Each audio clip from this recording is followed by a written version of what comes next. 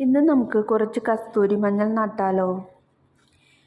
ഞാൻ ഒരു ബാസ്ക്കറ്റിലാണ് ഇത് നടാൻ പോകുന്നത്. അതിനു വേണ്ടി ഉള്ള പോട്ടിംഗ് മിക്സാണ് ഈ കാണുന്നത്. മണ്ണും ആട്ടിൻ കാഷ്ടവും കുമ്മായവും ചേർന്ന മിശ്രിതമാണ് ഉപയോഗിക്കുന്നത്.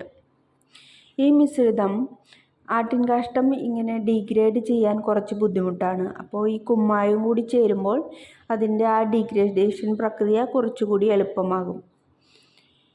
പിന്നെ ഈ കസ്തൂരി മഞ്ഞളിൻ്റെ കാര്യം നിങ്ങൾക്ക് എല്ലാവർക്കും അറിയാമല്ലോ. ഇത് നല്ലൊരു സൗന്ദര്യവർദ്ധക വസ്തുവാണ്. അത് നമ്മുടെ സ്കിന്നിൻ്റെ നിറം വർദ്ധിപ്പിക്കാനും കറുത്ത പാടുകൾ, കലകൾ എന്നിവ മാറിക്കിട്ടാനും ഉപയോഗിക്കുന്ന ഒരു ആയുർവേദിക് ഔഷധമാണ് ഈ കസ്തൂരി മഞ്ഞൾ.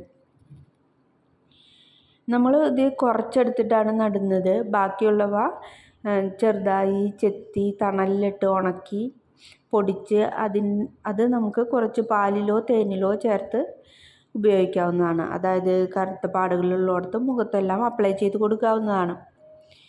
ഇപ്പോൾ ഇത് ഞാൻ മുള വന്ന കസ്തൂരി മഞ്ഞളാണ് കൂടുതൽ എടുത്തിട്ടുള്ളത്. കുറച്ച് ദിവസങ്ങളായി ഇത് നടാനായിട്ട് കൊണ്ടുവച്ചിട്ട് ഇപ്പോഴാണ് സമയം കിട്ടിയത്.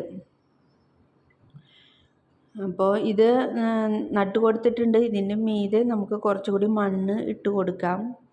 കരിയിലയെല്ലാം ഇട്ട് കൊടുക്കാം കേട്ടോ. സാധാരണ ഇപ്പം നമ്മൾ നേരിട്ട് മണ്ണിലാണ്, അതായത് ബാസ്ക്കറ്റിലല്ലാതെ മണ്ണിലാണ് നടുന്നതെങ്കിൽ ഇത് കൂന ഉണ്ടാക്കിയിട്ടാണ്, മൺകൂന പോലെ ഉണ്ടാക്കിയിട്ടാണ് നടുന്നത്. എന്നിട്ട് അതിൻ്റെ മീതെ കുറേ കരിയിലയും ഒക്കെ ഇട്ട് കണ്ടിട്ടുണ്ട്.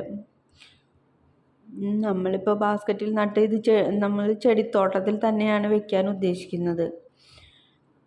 ഒരു 2 ആഴ്ച കഴിയുമ്പോൾ നോക്കാം ഇതിന് മുള വന്നോ എന്നൊക്കെ.